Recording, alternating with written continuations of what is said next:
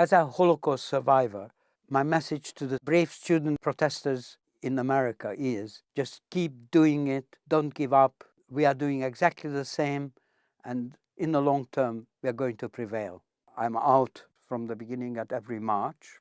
A small group of survivors and descendants of survivors demonstrate disagreement with the use of the Holocaust experience as a cover by the Zionists and the State of Israel. What's happening on America's college campuses is horrific. This is reminiscent of what happened in German universities in the 1930s.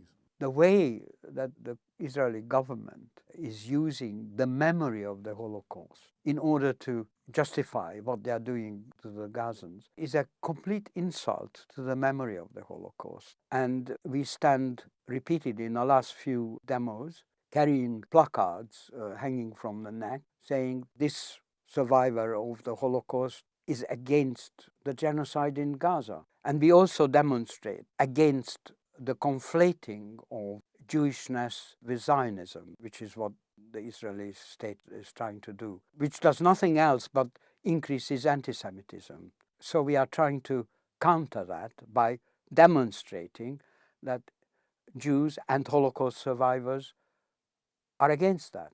We have tremendously warm reception and appreciation from the typical members of the march. We get handshakes and hugs, and some people stand and some women cry seeing the placards. It's a great and warm experience. When the right-wing section of the present government is trying to press for the banning of these marches on the grounds that they create no-go areas for Jews and they are anti-Semitic, we know that this is complete rubbish.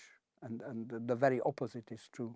Today's marches are having a very hopeful aspect, that it is so large, so persistent, so global, that eventually the Western leadership, which are trying to deny what is actually going on, will be forced to face up to it. And I think we are not far from that. I think there was no parallel to that in the Jewish Holocaust experience. In fact, there was great abandonment, certainly from the leadership of the country.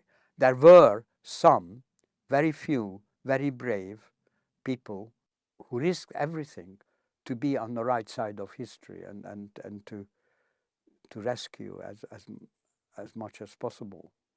But the majority of people were too afraid and looked the other way. There is a question of historic responsibility towards injustice, genocide, and fascism. If you are just indifferent, if you do not take a stand, you acquire a degree of guilt without any doubt. And I think it is imperative to assert opposition and even at some degree of disadvantage and risk, if you want to be guilt-free when history judges what's happening.